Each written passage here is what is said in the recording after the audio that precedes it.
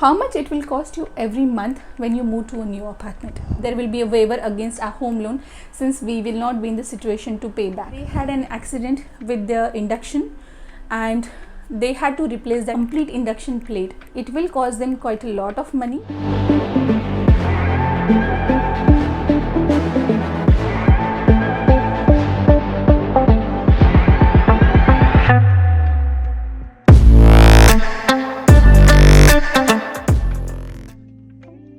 Hi guys, how are you doing?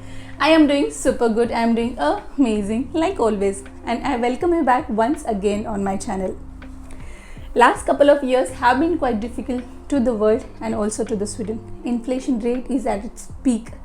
But if you are someone who is looking to buy a property, if you are someone who is looking to buy a house in Sweden, then I would say this is the best time period for you, since the properties rates, since the houses rates are quite low.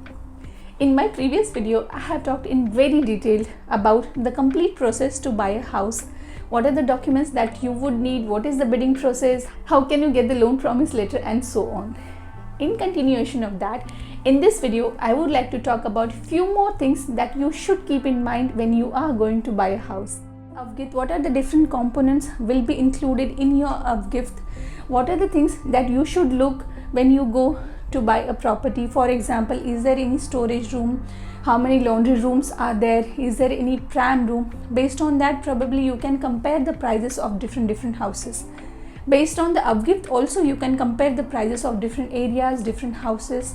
What is the electricity rating for that particular apartment, and what are the benefits that you are getting apart from the apartment? What are the other benefits that you might get when you move to that particular property? In this video, I would also like to touch upon how much it can cost you apart from your exclusive EMI. What are the different things that you will be paying monthly and will be part of your monthly expenses? How much extra money that you have to keep aside every month, that you might have to pay every month to ensure a maintenance of the apartment. Also, I would like to talk about few administration work. When you move to a new house, what do you have to do? Do you have to update to any agencies? Do you have to update your address? Do you have to take any kind of insurance, and so on? When I was recording my previous video, we haven't had our own house, but recently we have bought our new house. It has been a couple of months that we are living in our new house. So right now we have our first-hand experience, and also many of our friends have recently bought their own houses. So in this video, I would like to share all the challenges that we have faced while settling down in our new house, so that when you go to buy a property, you know what are the things that you should look at, what are the things that you must look at. Because as I said in my previous video, you will get a slot of only 15 minutes when you go for a visioning. In that 15 minutes, you have to take a very big decision. This video will probably help you in making your decision easier and getting a very wonderful property for yourself. The first and foremost thing I would like to highlight upon is AVGIFT. So AVGIFT is something that you are paying to your association. First thing that you have to keep in mind is AVGIFT is not something that you are paying against your loan. AVGIFT is something, it's like a rent. AVGIFT is like a maintenance cost that you are giving to your association to maintain the whole property.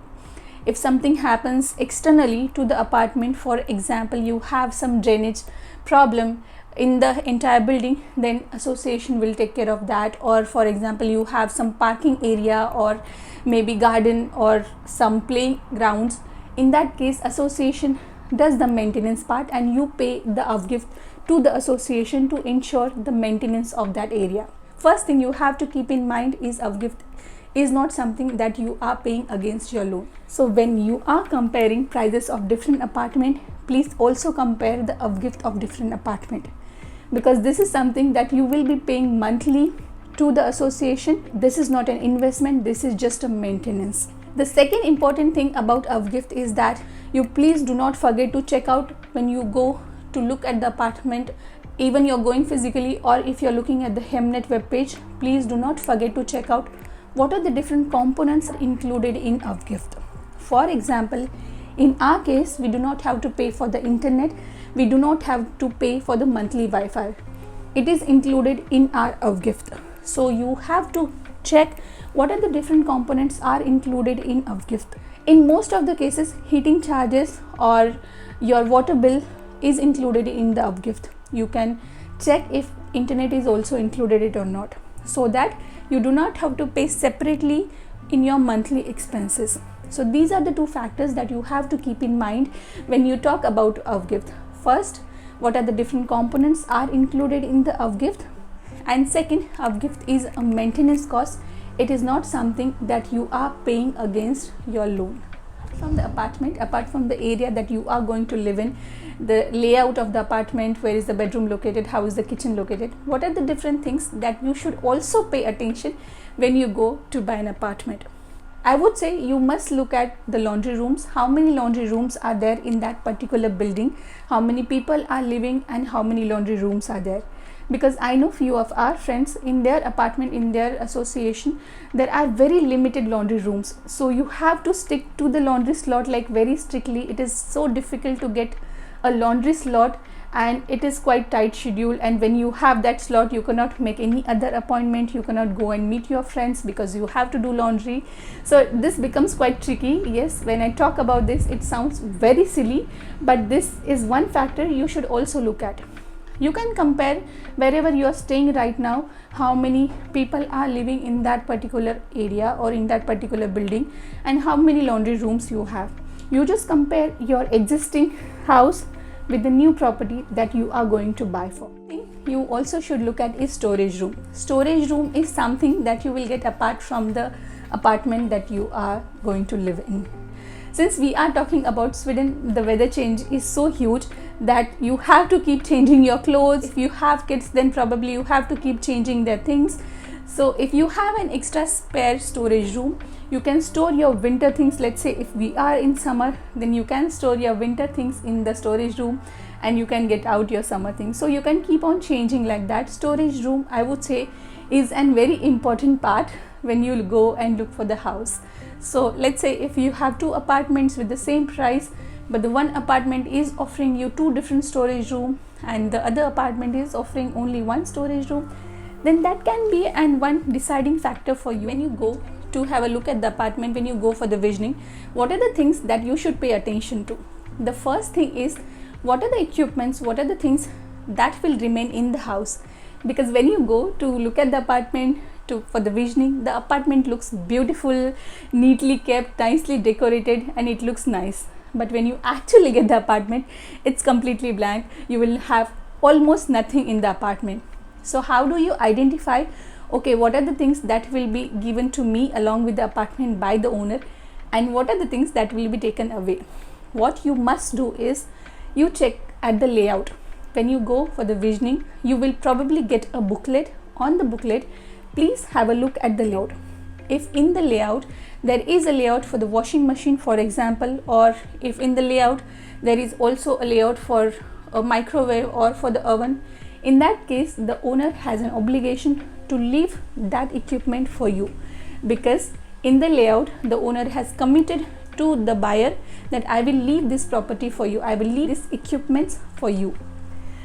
For example, let's say when you go for the visioning and you see, okay, there are so many cupboards, and you just probably think, okay, I will have so much of storage in the apartment when I move in. But when you finally move in, okay, there is no more cupboards, so you don't have any storage in the apartment. In that case, what you would have done is, please have a look at the layout.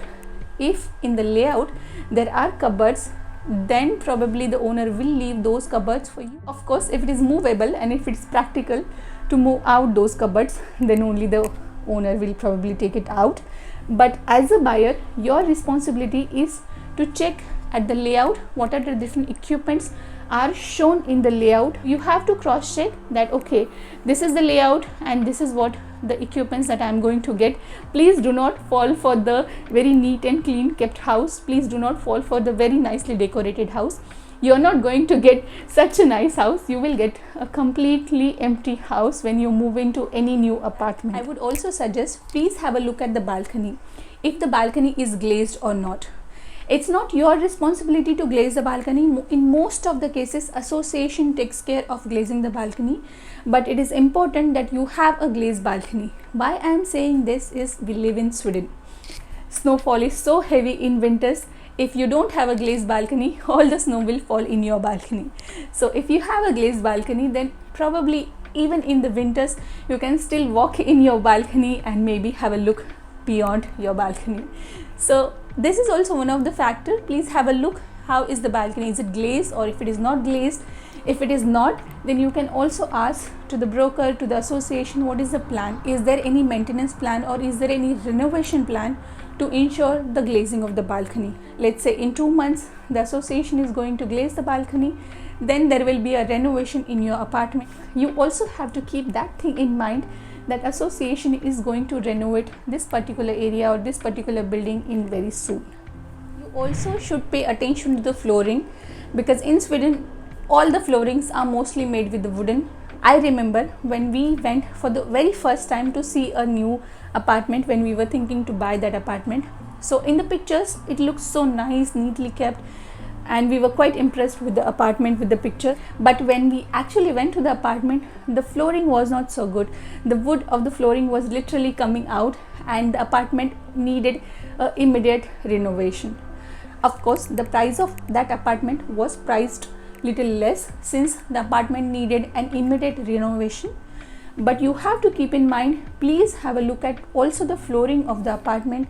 Does the flooring need renovation? Maybe based on that you can identify, okay, if the apartment needs an immediate renovation, in that case you can get that particular property at maybe lower cost, and then you can renovate it on yourself, or maybe you can hire somebody to renovate it. Keep these things in mind. Is the flooring is fine? Is the balcony is glazed? How many storage rooms are there? Is there any bicycle room? Is there any pram room? How many laundry rooms are there in that particular building or in that particular association? To ensure that you are not getting only apartment, you are getting a complete package. To a new place, when you move to a new apartment, what are the administration things that you need to do? The first and foremost thing that you have to do is update your address. Update your address on Skatteverket so that they know that your address has been changed, and all the letters will be sent to your updated address. Once you update your address on Skatteverket, it will get connected to the rest of the places, and your address will be updated at all the places, and you will get the letters to your updated address. The second most important thing I would say is, when you move to a new apartment, you will not have electricity connection there. So I remember when we moved to this our new place, we did not had the electricity, and we had to literally light few candle, and we had like a candle night.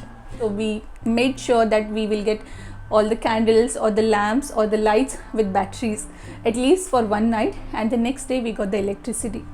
You can take a new connection, or you can get your old connection transferred to your new address.